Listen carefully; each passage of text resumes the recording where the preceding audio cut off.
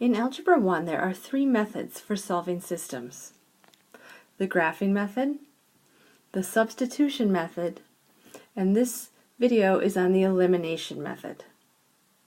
You will be asked to know what all three methods are. To solve a linear system using the elimination method, this is what we do. Step 1 is to add or subtract the equations to eliminate one variable. We treat them at the same time, and we add or subtract the columns of the two equations. Step 2 is to solve the resulting equation for the other variable. And then finally, like we've always done, we're going to substitute the variable we have found into another equation to find the unknown variable. Let's get started. You should write these two equations down. Pause the video until you've done that. To solve a linear system using the elimination method, you treat both equations at the same time like you would have an addition or subtraction equation where you were just adding the columns or subtracting them. In your head, you should think of them like this, where this column will be added or subtracted, as well as this column and the final column. I really don't want you to write those though. I'd prefer you just to think of it that way.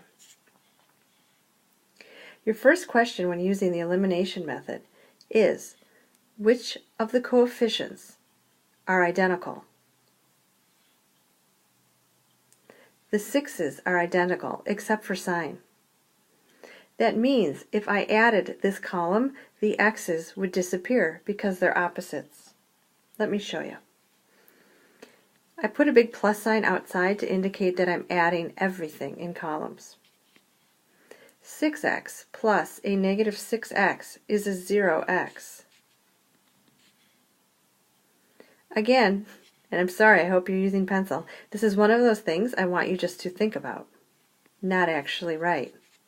It will screw you up if you have the x in there. But the point is, you have eliminated the x variable. You must continue on though, and add the y columns. So negative 3 plus 5y is a 2y. And then here you have 3 plus 3, and that's 6. Finish solving this equation by dividing by 2 to find that y is 3.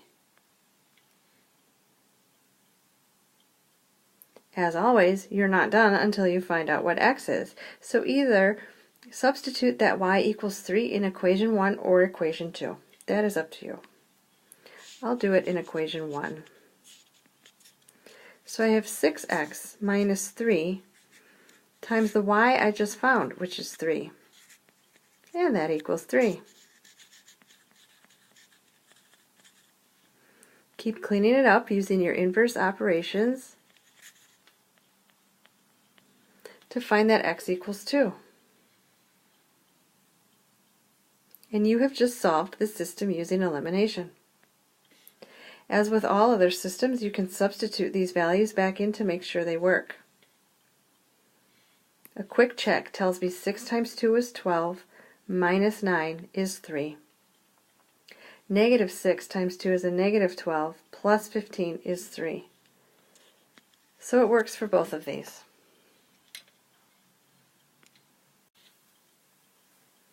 In this example, you'll see that you don't always eliminate the x variables.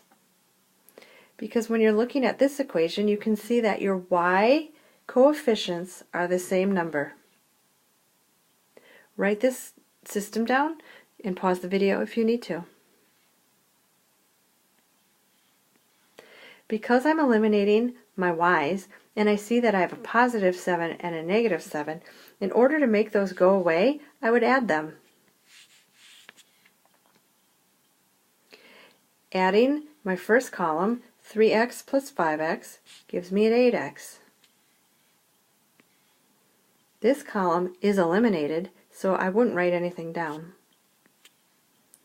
And then you have 48 minus 32, or 48 plus a negative 32, and that's 16.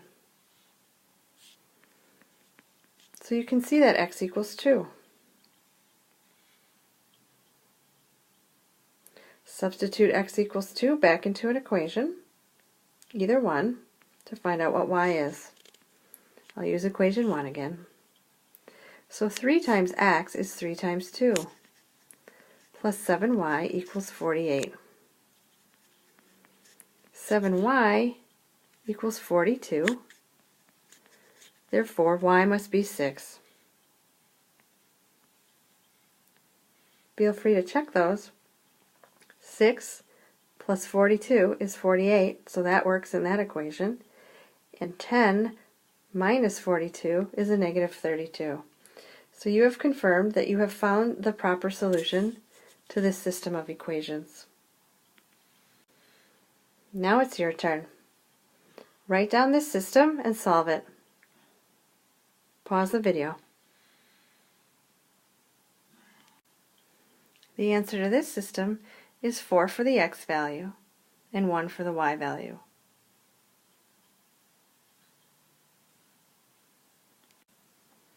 Here's another example that's just a little bit different than the ones before. Write down the system of equations. In this system, it's obvious we're going to eliminate the y's, hopefully, because they both have a coefficient of 1. The thing that is different is that both of the signs are positive. And so I don't want to add these columns together because that would give me a 2y. I want to subtract them to actually eliminate them. It's treated exactly the same way, except we've got to make sure to subtract. So we have 3x minus x, that's 2x. And when I take y minus y, well, that's 0, so you have eliminated it. And then, be careful, make sure you do this last column as well. 20 minus 12, it is subtraction, is 8. So x turns out to be 4. And then finishing it up, we would substitute the 4 in. I'm using the first equation. I get a 12, and I'm going to subtract 12 from both sides to get 8. Again, the difference of this example was that I needed to subtract my columns in order to eliminate my y's.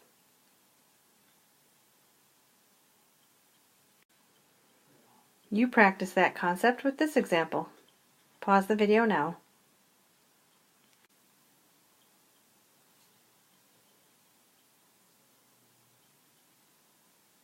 Make sure you're checking your answers by substituting those in, and you don't even really have to check with me to make sure you've done it right.